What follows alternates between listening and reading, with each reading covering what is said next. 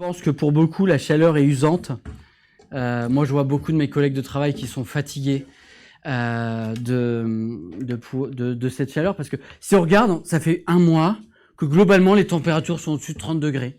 Il y a eu un petit répit de quelques jours, mais c'est reparti très rapidement derrière. Donc c'est vrai que ça peut susciter un peu d'usure, et c'est normal parce que notre corps est pas fait pour fonctionner comme ça. J'ai vu quelques cas assez gravissimes aux urgences. Je travaille aux urgences. Et en fait, oui, globalement, à partir de certaines températures, on n'arrive plus à réguler. Et c'est normal que nous aussi, on ait du mal et qu'on soit un petit peu fatigué. Mais comme le rappelait Matthieu, Dieu est là, il veille, il règne, il est au contrôle de tout cela. Et je vais introduire ce matin une série de prédications qu'on va avoir. On va se détacher pendant quelques temps de l'évangile de Matthieu et on va aller dans l'épître aux Romains. Mais avant d'aller plus loin, ce que j'aimerais faire, c'est vous parler de cette personne. Est-ce que vous la reconnaissez? Oui? Laure? Oui, je connais. Alors, je sais plus son nom. C'est le mec qui veut pas vieillir. C'est le mec qui veut pas vieillir. Et bravo! Bravo! Alors, pourquoi je vous... Alors, oui, il est multimillionnaire, il a une fortune estimée à environ 800 millions d'euros. Et il s'est lancé un défi. Ne pas vieillir ou ralentir son vieillissement cellulaire notamment. Quentin nous avait parlé de cette personne il y a à peu près un an. Peut-être que certains s'en souviennent, ceux qui étaient là dans l'église. Et son défi est simple, lutter contre le vieillissement naturel de son corps. À 45 ans, donc il y a quelque temps, il affirmait avoir un cœur d'un âge de 37 ans. Il affirmait avoir une peau d'un âge environ de 28 ans. Encore mieux, la condition physique. C'était la condition physique de quelqu'un de 18 ans. Maintenant, je vous partage son programme, si jamais vous voulez essayer. Ok ? Alors, certains disent c'est trop tard, je vous laisse libre et juge de cela, ok ? Mais il faudra se lever avant moi quand je vais travailler aux urgences, il faudra se lever à 5 heures du matin tous les jours. Repas végétalien. Donc c'est même pas végétarien, vous oubliez les œufs, les trucs comme ça. Que des végétaux. Sans sucre, bien évidemment. Sans alcool, bien évidemment. Vous oubliez la bière pour vous rafraîchir. Quoi d'autre? Il court tous les jours 5 kilomètres. Et en fait, il a investi des millions dans tout ce programme. Et voici qu'il criait il y a quelques mois que son programme marche. Mais pourquoi je vous parle de lui? Parce que cette semaine, il a refait parler de lui. Cette semaine, il a refait parler de lui en annonçant être atteint d'une maladie incurable de l'estomac. Une maladie inflammatoire pour laquelle la médecine n'a pas de solution. Quand j'ai lu ça, je me suis dit, on n'est quand même pas loin de l'arroseur arrosé. Mais vous savez ce qu'il a dit, ce que je trouve fou, c'est qu'il a dit, je vais essayer de gérer le problème, je vous tiens au courant. En fait, le problème, et le plus triste, je crois, dans cette histoire, c'est que Brian Johnson, c'est son nom, veut régler le problème du vieillissement, de la mort, de la maladie, sans considérer la racine de tous ces maux. La racine de tous ces maux, c'est l'état de notre cœur, et c'est l'état de notre relation avec Dieu. Ces problèmes, si vous lisez la Bible, ils sont soulevés par la Bible.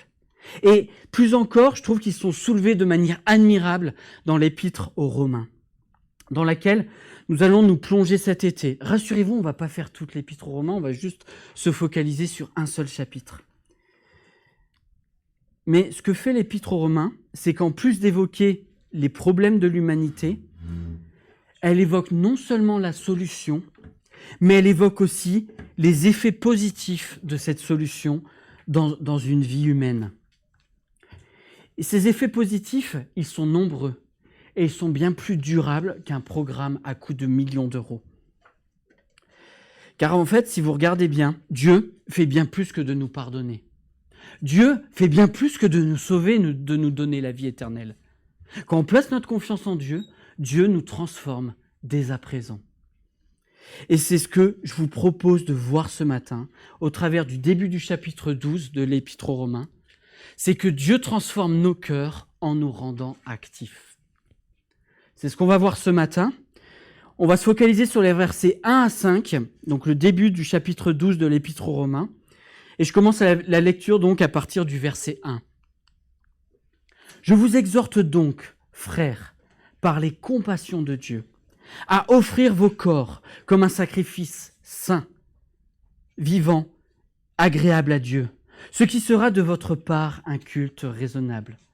Ne vous conformez pas au monde présent, mais soyez transformés par le renouvellement de l'intelligence, afin que vous discerniez quelle est la volonté de Dieu, ce qui est bon, agréable et parfait. Par la grâce qui m'a été donnée, je dis à chacun d'entre vous de ne pas avoir de prétentions excessives et déraisonnables, mais d'être assez raisonnable pour avoir de la modération, chacun selon la mesure de foi que Dieu lui a départie. En effet, comme nous avons plusieurs membres dans un seul corps, et que tous les membres n'ont pas la même fonction, ainsi, nous qui sommes plusieurs, nous formons un seul corps en Christ, et nous sommes tous membres les uns des autres. L'Épître aux Romains, elle se trouve dans le Nouveau Testament, elle est écrite par l'apôtre Paul, et Paul, à ce moment-là, va s'adresser à des chrétiens à Rome, des chrétiens qu'il espère visiter, on voit ça dans le chapitre 1 notamment. Le détail théologique, le contenu, la richesse que l'on trouve dans cet épître font dire à certains commentateurs qu'il s'agit probablement du testament théologique de l'apôtre Paul. Cette richesse, elle m'a sauté aux yeux il y a quelques semaines lorsque j'ai étudié toute cette épître dans le cadre de mes études de théologie. Il y a tellement de choses merveilleuses dans cette épître. Je pense qu'il y a beaucoup de passages pour ceux qui l'ont déjà lu, qui parfois viennent consoler le cœur, qui parfois viennent nous encourager, qui parfois viennent nous aider à aller plus loin. Il y a tant d'éléments encourageants en fait dans cette épître. Avec les anciens, on a jugé bon pas de se concentrer sur tous les éléments encourageants, mais plus précisément sur un élément, le chapitre 12. Pourquoi ? Parce que dans le chapitre 12, Paul a fini son exposé théologique et nous présente la transformation du cœur et de nos attitudes comme conséquence directe de l'Évangile. Il nous présente ça et dans tout le chapitre 12 qu'on va voir ensemble, on va voir 4 domaines finalement de... J'ai plus la main. Ah, ça revient. 4 domaines de transformation. L'Évangile transforme notre attitude d'un point de vue individuel. L'Évangile transforme notre attitude dans notre manière de servir. L'Évangile transforme aussi notre attitude dans l'Église et l'Évangile transforme notre attitude dans le monde. Là, je vous ai fait un résumé du chapitre 12 finalement. L'Évangile, dit autrement, s'adresse à notre vie tout entière. Il n'y a pas de domaines qui sont fermés dans un placard à clé. Dieu veut tout transformer. Dieu veut tout rénover dans nos vies.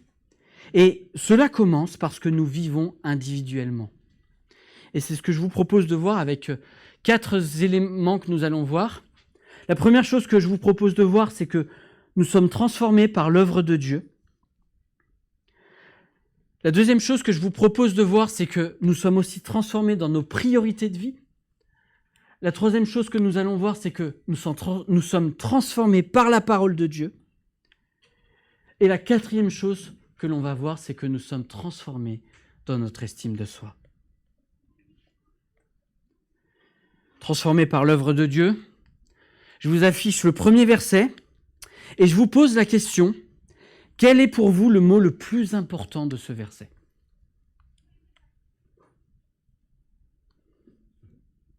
Quelqu'un dit... J'ai pas retenu ça. Non plus.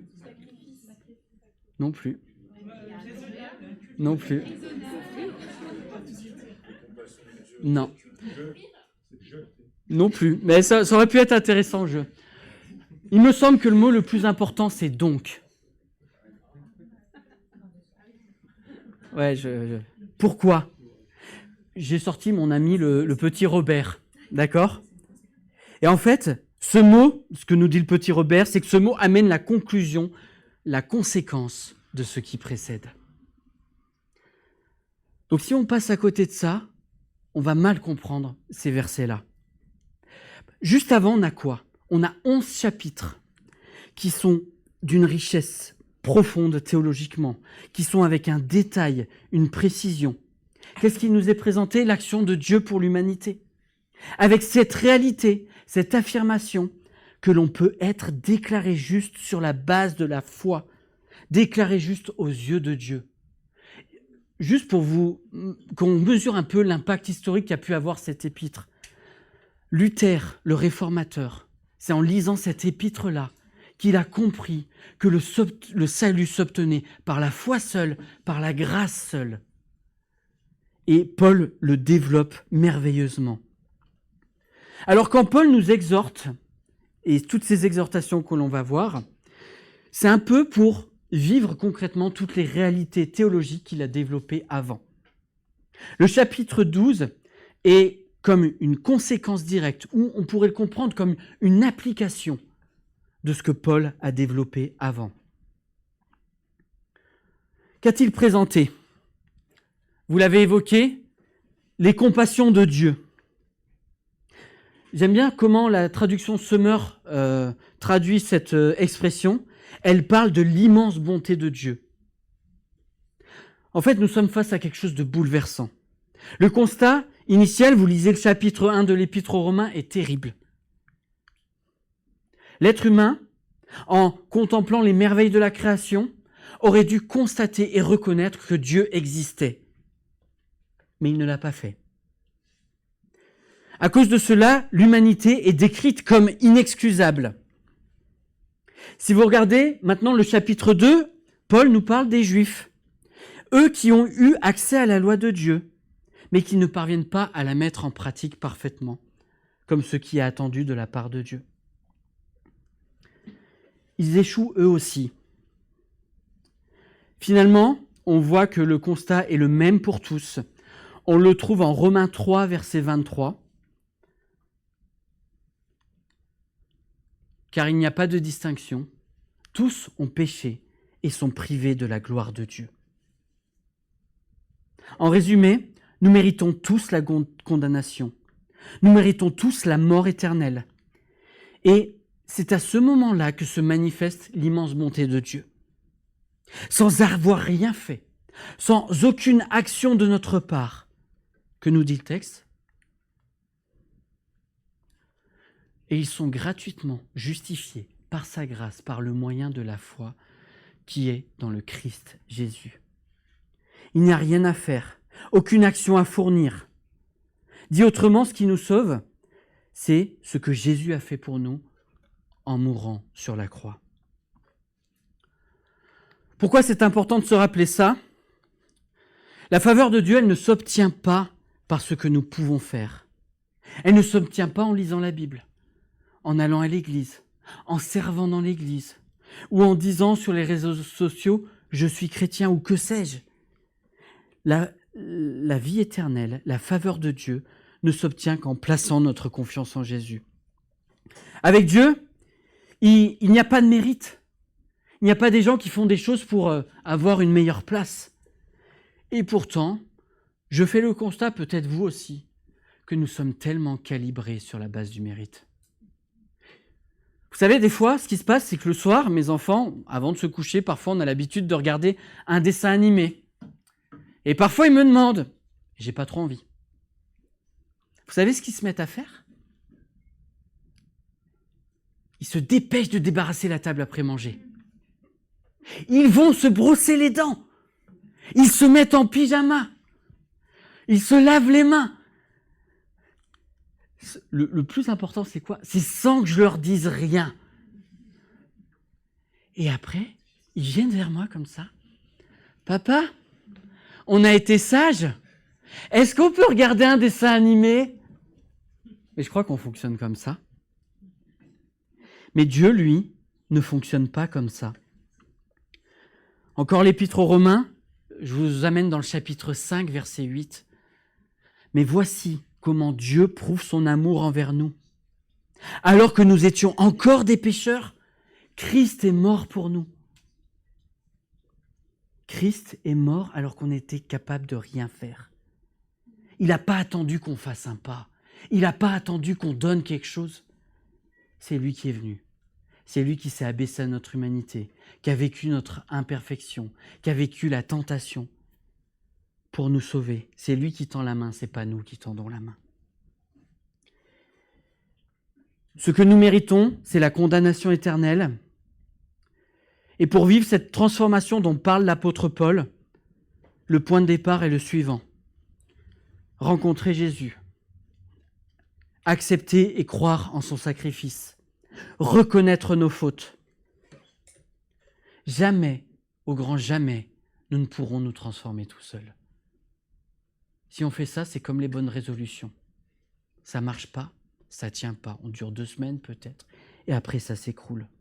Rien, absolument rien ne pourra se faire sans une transformation de notre cœur. Celle-là même que Jésus est capable d'opérer en nous. Et ceci est le commencement de toute transformation. C'est le point de départ. C'est l'acte fondateur, on pourrait dire. Je vous propose d'avancer dans notre texte. Une fois que Jésus transforme notre cœur, il y a des choses qui vont se passer. Si on se focalise sur la première exhortation concrète de l'apôtre Paul, ce n'est pas quelque chose qui colle à notre culture actuelle. Offrir son corps comme un sacrifice vivant, saint et agréable à Dieu. Alors, ce qu'il faut préciser tout de suite, c'est qu'il ne peut pas s'agir d'un sacrifice humain au sens littéral du terme. Puisque quand on ouvre l'Ancien Testament, on comprend que Dieu désapprouve formellement tout sacrifice d'humain. Mais malgré tout, il y a de quoi être troublé. Comment appliquer ce que veut dire Paul là ? Comment le vivre ? Qu'est-ce qu'il veut nous dire ? J'ai tourné quelques pages dans ma Bible, je suis remonté dans l'Épître aux Romains et je trouvais qu'il y avait un passage qui était assez clair. Romains 6, verset 13. « Ne livrez pas vos membres au péché comme armes pour l'injustice, mais livrez-vous vous-même à Dieu comme des vivants revenus de la mort, et offrez à Dieu vos membres comme armes pour la justice. » Je ne sais pas si vous voyez ici qu'on est quand même sur le même genre d'idée. Utiliser son corps dans toutes ses dimensions, dans toutes ses facettes. Des yeux qui honorent Dieu, une bouche qui honore Dieu, des mains, des pieds, des pensées, des motivations qui honorent Dieu, en étant au service de la justice. Et vous savez, un corps, on n'en a qu'un. C'est important d'en faire bon usage. Pourquoi je vous dis ça ? Je travaille aux urgences et je vois des personnes qui ne prennent pas soin de leur corps. Je pense à ces personnes qui se droguent régulièrement. J'aimerais juste vous partager quelques impacts sur le corps que ça va avoir. Ils vont avoir la peau abîmée. On a la suée là, qui coule, qu'on doit leur poser un cathéter parce que souvent, ils s'injectent les produits par les veines. Et du coup, on ne trouve plus une veine. On est obligé d'aller faire ça au bloc opératoire avec un anesthésiste. Les dents peuvent tomber. Les cheveux sont abîmés. Le teint de peau est grisâtre, des fois tirant un peu sur le jaune. Et il y a tous les problèmes de santé qui sont associés. Il peut y avoir des infections de la peau. En fait, le corps se détruit littéralement de l'intérieur. Et Paul, ici, en fait, il nous propose tout l'inverse. De prendre soin de notre corps. D'avoir une attitude qui fasse bon usage de notre corps. Mais concrètement, on pourrait se demander, mais ça ressemble à quoi, du coup, d'offrir son corps en sacrifice, de faire des choses avec notre corps qui honorent Dieu ? En fait, j'ai trouvé quelques petits exemples dans la Bible. Dans l'Épître aux Hébreux, au chapitre 13, au verset 15, la louange qui honore Dieu est considérée comme un sacrifice. En Philippiens 4, verset 18, Paul reçoit un don financier et il considère cela comme un sacrifice qui honore Dieu. En fait, plus largement, tout ce que nous pouvons faire en tant qu'individus peut être un sacrifice adressé à Dieu. En servant fidèlement, en prenant part à l'offrande dans l'église ou pour les missionnaires, en soutenant celui ou celle qui passe par l'épreuve. Imaginez, vous êtes chez vous, il y a quelqu'un qui vous appelle à 21h30, vous aviez prévu de vous coucher. mais il y a quelqu'un qui a besoin de parler, et vous prenez 1 heure avec lui pour parler, mais je crois que c'est un sacrifice. Ou encore, et ça m'est très personnel, quand je me lève à 5h30, je déteste me lever le matin. Et que je fais le choix de lire la Bible, alors que j'en ai pas du tout envie, je crois que c'est une forme de sacrifice. Je renonce à quelque chose qui m'est cher, le sommeil, pour finalement me tourner vers Dieu. C'est ce que Dieu attend de nous finalement, c'est que tout ce qu'on fait, on puisse le faire pour lui, avec cette intention de dire « je ne veux plus regarder à moi, je veux regarder à Dieu ». Dans tous les domaines de ma vie, au travail, dans ma famille, dans mes relations, dans ce que je fais, dans ce que je suis. Dieu arrive à produire cette transformation en nous. On arrête de se regarder et on regarde à lui. Et j'aimerais qu'on réalise combien cette transformation que Dieu produit, elle est spectaculaire. Romains 1 nous présente la tendance humaine qui est opposée. Et cette tendance, elle est typique de nos cœurs. Romains 1 nous dit que nous adorons la créature au lieu du Créateur. Nous tournons vers nous-mêmes, nous tournons vers tout ce que le monde peut nous offrir et nous délaissons Dieu. Cela peut prendre la forme de l'égocentrisme, mais je pense que ça peut avoir plein de manifestations possibles. Mais souvent, ça prend la forme de se servir soi-même. Mais voici ce qui se passe quand un cœur est touché par Dieu. Cet égocentrisme-là est renversé. Nous commençons à nous tourner vers Dieu. C'est Dieu qui produit ça en nous. Mais je crois que chaque jour, il y a un choix à faire. Mettre notre corps entier chaque jour au service de Dieu, au travail, dans notre famille, avec nos amis, avec notre bouche, avec nos mains, avec nos pensées, avec nos projets. Chaque matin, nous pouvons demander à Dieu, dans la prière, de nous aider à consacrer pleinement notre être à Dieu, de telle sorte que nous puissions l'honorer dans toutes les sphères de notre vie. Pourquoi faire ça ? Parce que Dieu le mérite, parce que Dieu en est digne. Si vous regardez la fin du verset 1, il est dit que ce sera de notre part un culte raisonnable. Le mot qui est utilisé en grec, c'est logikos, qui a donné logique. Dieu attend de nous que nous lui soyons pleinement consacrés, qu'on soit pleinement tournés vers lui. Quand nos priorités changent, nos sources d'influence changent aussi. Et c'est ce qu'on va voir dans la 3e partie. Quand on est centré sur soi-même ou quand on est focalisé sur Dieu, ça a des répercussions très concrètes sur nos vies. Je l'ai expérimenté il y a peu au travail. Nous sommes au moment de la pause café, vous savez, on boit le café, on discute de tout et de rien.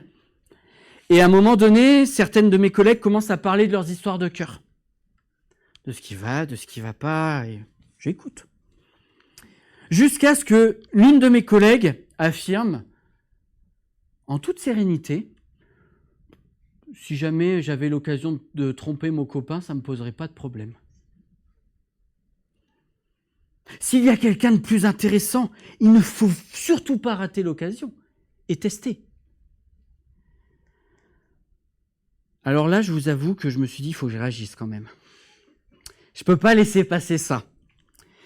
Et j'ai tenté de mettre en avant mon vécu de l'engagement, mon vécu de la fidélité, de ce que je vivais dans mon couple. Alors je vous avoue que le succès n'a pas été au rendez-vous. Je suis à peu près passé pour un boomer. Pour ceux qui ne connaissent pas le mot boomer, pour un vieux. Voilà. Et cela a été renforcé par le fait que la seule collègue qui m'a soutenu avait 55 ans. Et là, je me suis dit, ok, on a un sérieux changement de valeur quand même.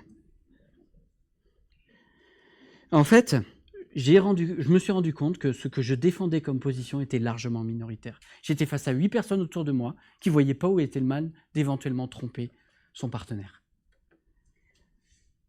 Et ce que nous dit l'apôtre Paul, ne vous conformez pas au monde présent. C'est ce que j'ai cherché à faire ici. C'est ce que nous sommes appelés à vivre à chaque instant.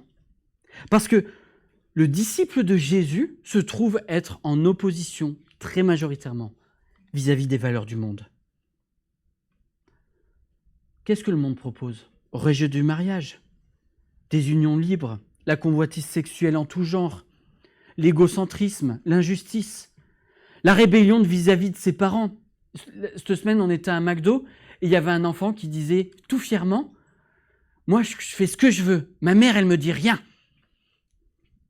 Je crois qu'on est dans les valeurs du monde, là, où l'autorité pose problème, où c'est bien de dire que son patron est la pire des espèces qui soit. C'est bien de dire que son supérieur est la pire des espèces qui soit. Et c'est mal vu de soutenir les supérieurs. Et je pourrais aussi parler de la question de l'euthanasie, qui est dans les valeurs du monde actuel. Je crois qu'ils vont voter la semaine prochaine le texte définitif. Tout le corps médical est vent debout, pour info, contre le projet de loi. Et ce n'est pas des chrétiens, mais du coup, ça pose vraiment question. Cette liste, vous pourriez sans problème la compléter. Je suis sûr que vous faites face à des situations où vous vous dites je suis en désaccord avec ce qu'il est en train de dire. Sauf que ne pas se conformer au monde présent, et c'est ce que j'ai vécu, ça veut dire aussi dire que l'on n'est pas d'accord avec telle ou telle valeur. C'est dire que tout ce que la Bible désapprouve, nous sommes aussi appelés à le désapprouver. On peut vivre la moquerie, on peut vivre le rejet en prenant de telles positions. Mais on peut aussi faire face à un argument qui est assez populaire, l'argument du plus grand nombre. Mais tout le monde fait ça. Il faut que tu changes de mentalité, tu as une mentalité de vieux. On me l'a déjà dit. Comme si la majorité avait forcément raison. Comme si la majorité détenait forcément la vérité. Mais Romains, au chapitre 1, le verset 25, parle assez bien, je trouve, de cette majorité. Il la décrit comme ces personnes qui ont rejeté la vérité de Dieu et qui l'ont remplacée par le mensonge. Dire que quelque chose n'est pas un problème alors que Dieu le nomme comme péché fait partie du mensonge. Ce qui est OK pour beaucoup de personnes ne devrait pas l'être pour le disciple de Jésus, tout simplement parce que ça ne l'est pas pour Dieu. Il nous faut pourtant avoir conscience que c'est difficile de résister à une majorité qui va à l'encontre de ce que nous pensons. Il peut y avoir la tentation de suivre le mouvement. Il peut y avoir la tentation de se dire finalement, est-ce que je me bats pour ça? Comme tu disais, Rémi, dans ta prière, la tentation peut être de se dire, mais finalement, je ne veux pas de problème. Je vais raser les murs. Mais en tant que disciples de Jésus, nous avons une mission que l'on trouve dans le texte, c'est de discerner quelle est la volonté de Dieu, qui est décrite comme bonne, qui est décrite comme agréable et parfaite. Peut-être que vous êtes déjà posé des questions sur la volonté de Dieu. Il faut savoir que beaucoup de personnes se posent beaucoup de questions sur la volonté de Dieu. Il y a plein de livres qui ont été écrits sur le sujet, avec souvent cette question, comment on fait pour trouver la volonté de Dieu? Les manières proposées sont plus ou moins mystiques, ça dépend des perspectives théologiques notamment. Mais dans l'Épître aux Romains, je trouve qu'il y a quelque chose de vraiment intéressant. Parce que là, qu'on voit le verset, on se dit, mais comment je fais? Concrètement, ça marche comment? On peut encore une fois remonter dans les chapitres d'avant. Romains 7, verset 12. Regardez la manière avec laquelle Paul décrit la loi de Dieu. Ainsi, la loi est sainte et le commandement saint, juste et bon. Est-ce que vous voyez la similitude dans les adjectifs qu'il y a entre la volonté de Dieu d'un côté et de l'autre côté, la loi de Dieu? On est vraiment sur quelque chose qui est similaire. Il est étonnant de constater que les adjectifs utilisés pour la loi de Dieu se rapprochent de ceux utilisés pour la volonté de Dieu. C'est comme si la volonté de Dieu se trouvait dans les commandements qu'il nous donne. Quand Dieu nous donne un commandement dans la Bible, qu'est-ce qu'il fait? Il nous dit simplement ce qu'il veut pour nous. Il nous partage la manière avec laquelle il veut que nous vivions. Il nous partage sa volonté. Alors, quand Paul demande de discerner la volonté de Dieu, cela ne pourra pas se faire sans une appropriation personnelle de la Bible et des commandements qui se trouvent dans la Bible.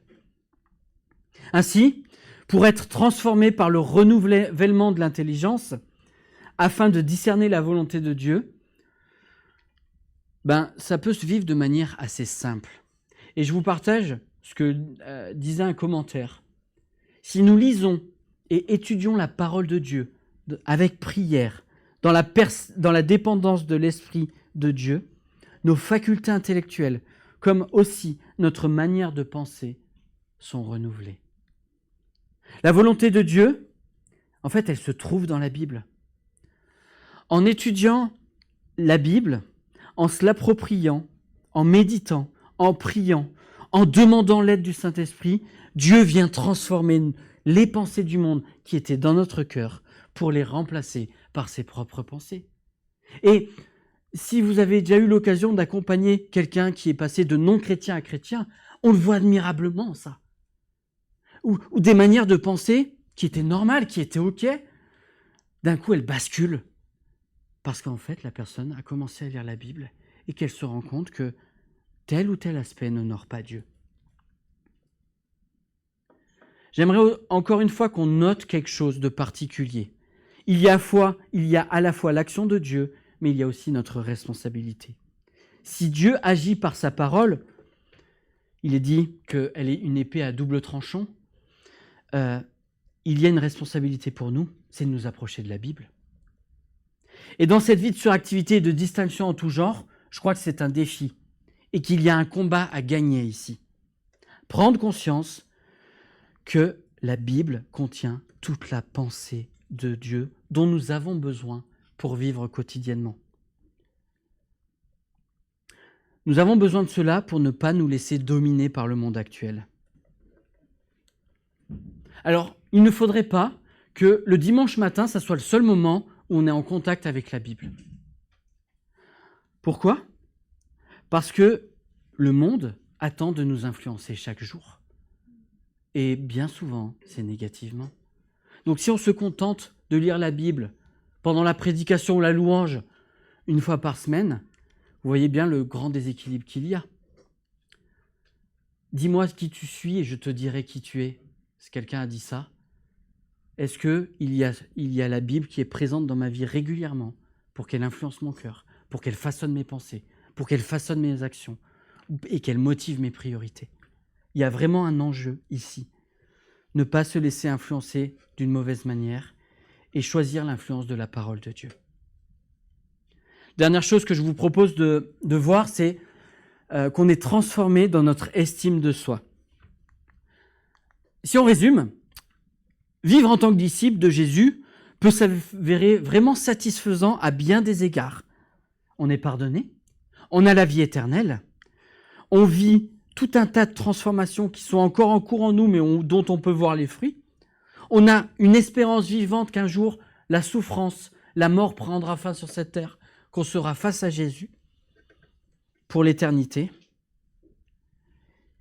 Mais le piège, ça serait de ressentir une vantardise, un esprit mal placé dont Paul veut nous garder. C'est comme si le piège était de dire « Moi, je suis chrétien, humble et fier de l'être. » Il y a un paradoxe. C'est un piège. Le piège de, entre guillemets, écraser ceux qui ne seraient pas chrétiens parce que nous, on aurait tout compris, parce qu'on aurait tout vécu, parce qu'on serait meilleur que les autres. Mais il faut nous rappeler que les transformations, elles restent l'œuvre de Dieu. C'est lui qui agit en nous. C'est lui qui nous transforme. Même si nous ne sommes pas passifs dans le cheminement, il reste au contrôle. Et ce que Paul veut nous encourager, c'est de ne pas tomber dans le piège de la fierté. Il veut nous encourager à une attitude d'humilité. Il nous demande de ne pas avoir de prétention excessive, mais d'être assez raisonnable pour avoir de la motivation, pour citer le texte. Et je trouve qu'ici, dans cette fin de passage, Paul met en avant 2 remèdes puissants contre l'orgueil. Le premier remède, c'est Dieu lui-même. Pourquoi ? Paul nous rappelle que la foi vient de Dieu. Tu n'as pas obtenu la foi à la sueur de ton front. c'est Dieu qui te permet d'expérimenter cela. Dieu est 100% responsable de ce que nous vivons par la foi. C'est ce que souligne notamment le passage célèbre d'Éphésiens 2, les versets 8 à 10, en nous rappelant que la foi ne vient pas de nous, mais que c'est un don de Dieu. Je crois que c'est un bon remède de se dire, mais j'ai pas de mérite, ça vient pas de moi.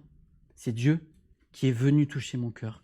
C'est Dieu qui est venu frapper à ma porte et qui a bouleversé ma vie. C'est bon de remettre Dieu à la bonne place. Nous ne sommes pas acteurs, c'est lui qui agit dans cela. La deuxième chose qui me semble être un puissant remède, c'est l'Église. Et c'est aussi ce que développe l'apôtre Paul. Le deuxième remède, du coup, en utilisant l'image du corps humain, Paul fait le parallèle avec l'Église. Comme dans un corps, tout le monde est important. Comme dans un corps, tout le monde a un rôle particulier à jouer. Est-ce que vous vous êtes déjà demandé à quoi servait le petit orteil du pied ? Toi, oui, mais en dehors de Mathieu, parce qu'il réfléchit à tout, comment tout est coordonné, en dehors de leur ligne aussi. Qui c'est qui s'est dit, vous êtes jamais posé, mais franchement, il sert à quoi ce truc-là ? Enfin, cassez-vous le petit orteil du doigt de pied. Et vous allez vous rendre compte quel rôle il joue dans la marche, quel rôle il joue dans l'équilibre. Vous allez vous souvenir que vous avez un petit doigt de pied. Parole de patience, hein, pour le coup, qui me l'ont partagé. Dans le corps humain, chaque élément est important. Dans l'Église, chaque personne est importante, avec des rôles et des fonctions différentes. Chaque personne a de la valeur.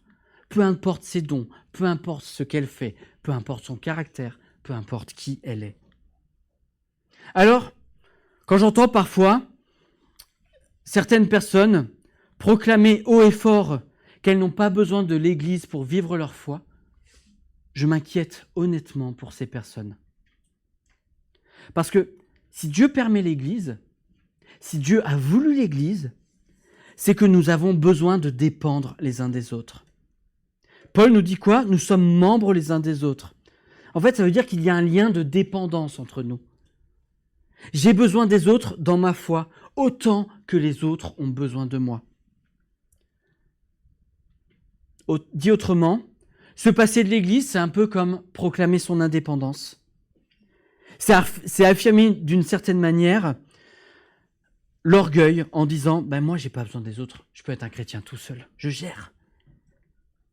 Pourtant, et ça c'est un vécu personnel, j'ai fait partie de ces gens qui ont été blessés par l'Église à un moment donné. Moi, quand je suis arrivé ici, je pense qu'on m'a ramassé à la petite cuillère, honnêtement. Mais voici ce que j'ai appris. Et quand je suis arrivé, je disais, ça devrait être comme ci, ça devrait être comme ça, il faudrait faire ci, il faudrait faire ça. J'avais plein d'idées. Mais du coup, personne me contredisait vu que j'étais tout seul. Mais voici ce que j'ai appris et ce que j'apprends encore aujourd'hui. En étant avec vous, j'apprends mon besoin de dépendance. En étant avec vous, je découvre que chacun de vous joue un rôle essentiel dans ma croissance spirituelle.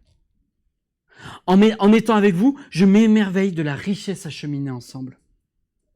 En étant avec vous, je m'émerveille des dons différents et variés que Dieu a donnés à son Église. En étant avec vous, j'apprends que nous sommes appelés à être interdépendants, à vivre ensemble ayant besoin mutuellement les uns des autres. Et tout cela, en fait, je crois que c'est un puissant remède contre mon orgueil. C'est un puissant remède contre notre orgueil. Maintenant, je vous propose de conclure. Comment vous reconnaissez un médecin ? Je vous écoute. Excellent, j'adore. Il écrit pas très bien. En rigolant, nous on dit qu'on a un diplôme d'égyptologie ancienne pour interpréter les mots des médecins aux urgences. Hein. Voilà. Ouais, quoi d'autre ? La blouse. L'orgueil, ok. J'espère que des médecins n'écouteront pas la prédication. Quoi d'autre ? Il est pressé. Il est pressé, il a des rendez-vous à tenir, un agenda à tenir, en effet. Il annonce les choses à bout de fonderie. Antipathique. Alors, je vous laisserai gérer vos débats sur les médecins après, d'accord? Mais si vous voulez vous faire passer pour un médecin, qu'est-ce que vous faites? On met une blouse, stéthoscope, des crocs, un ou deux crayons dans la main. Vous faites genre que vous êtes pressé et éventuellement ça peut marcher. Il y a déjà des personnes dans des hôpitaux qui ont tenté de faire ça et qui se sont fait attraper. Et souvent aussi, ce que le médecin va faire, c'est que vous allez dire il a de la fièvre. Et lui, il va arriver, je crois que vous avez une hyperthermie là. Vous allez dire, j'ai le souffle court là. Alors là, vous souffrez d'une dyspnée avec une polypnée et un léger balancement thoraco-abdominal avec un tirage intercostal. Ok? En fait, souvent, on reconnaît une profession à un ensemble d'éléments. Mathieu pourrait m'assommer de termes techniques de kiné. Julie pourrait m'assommer de termes techniques du milieu des crèches. Johan, tu pourrais m'assommer de termes de cybersécurité, de compétences que je n'ai pas du tout. Et c'est vrai pour chacun d'entre nous en fonction de nos métiers. Je crois que c'est un peu la même chose avec le disciple de Jésus. Le disciple de Jésus, il va développer une attitude de cœur, des traits de caractère, des actions, des intentions et des priorités qui sont le fruit de la transformation de son cœur.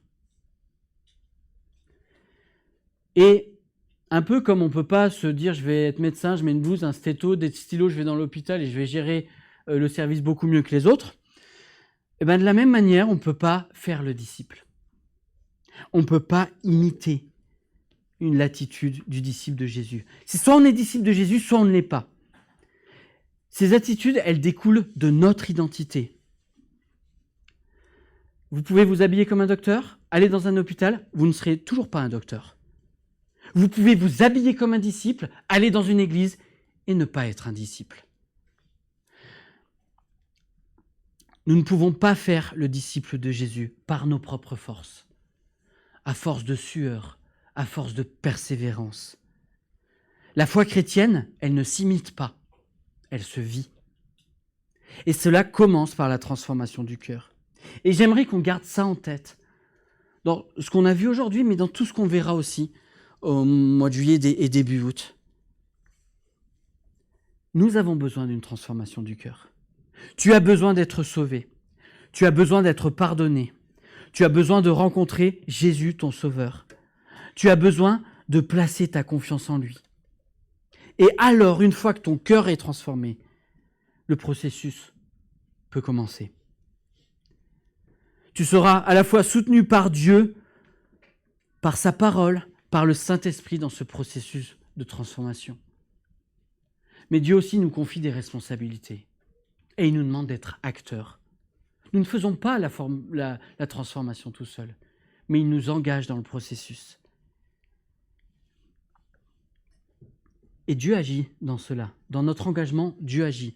Et si un jour, vous êtes face à un non-croyant qui vous dit « moi, j'aimerais bien me comporter comme moi, comme toi », ne tombons pas dans le piège de dire « ouais, je vais à l'église, ouais, je prie, ouais, je lis la Bible, j'étudie, je médite les textes, ou que sais-je », mais de dire simplement « Dieu a transformé mon cœur, Dieu a façonné mon cœur. » Et il m'aide à vivre cette transformation de mon caractère, de mes attitudes, dans tous les domaines de ma vie. Dit autrement, en fait, n'oublions pas de rendre la gloire à celui qui mérite la gloire. Je ne suis pas la star de ma transformation. Celui qui mérite tous les honneurs si quelqu'un reconnaîtrait que j'ai un trait de caractère qui fait la différence ou quelque chose du genre, c'est Dieu. Et dans ma vie, dans notre vie, que nous puissions rendre toute la gloire qui lui revient à Dieu. Et pour boucler la boucle, je crois que ce sera de notre part un culte raisonnable. À Dieu soit toute la gloire. Je vous invite à la prière. Seigneur, je veux te remercier. Te remercier parce que quand je pense à ce que tu accomplis, oui, tu es mort pour nos fautes. Oui, tu nous donnes la vie éternelle. Mais si on arrêtait l'évangile à cela, ça ne serait pas vraiment une bonne nouvelle. Parce que je ne veux pas d'une vie éternelle avec de la souffrance. Je ne veux pas d'une vie éternelle avec la maladie. Je ne veux pas une vie éternelle avec des tensions entre les êtres humains, ou d'une vie éternelle avec une humanité qui abîme la terre. Et c'est pas ce que tu as prévu. Ce que toi tu prévois, c'est une vie éternelle avec des cœurs renouvelés, avec des attitudes renouvelées, avec des comportements qui sont transformés. C'est une nouvelle humanité que tu prévois, Seigneur. Et ma prière, c'est vraiment que tu nous fasses entrer dans ce chemin-là, dans cette nouvelle humanité. Que tu transformes nos cœurs, que tu nous façonnes, que tu nous fasses grandir dans nos attitudes, dans nos comportements, dans nos priorités. Et que chaque jour, nous puissions choisir de nous tourner vers toi, de nous tourner vers ta parole, en toute humilité, parce que c'est toi qui as tout accompli, Seigneur. Et qu'en nous comportant ainsi, nous puissions te glorifier, te rendre toute la gloire, parce que toi seul es digne de toute la gloire. Que nous soyons une Église qui fait la différence par son attitude. Que quand quelqu'un rentre ici, il se dise « il y a quelque chose de différent ». Il y a de l'amour, il y a de la communion fraternelle. Au point où l'envie soit de se dire « moi je veux vivre ça aussi ».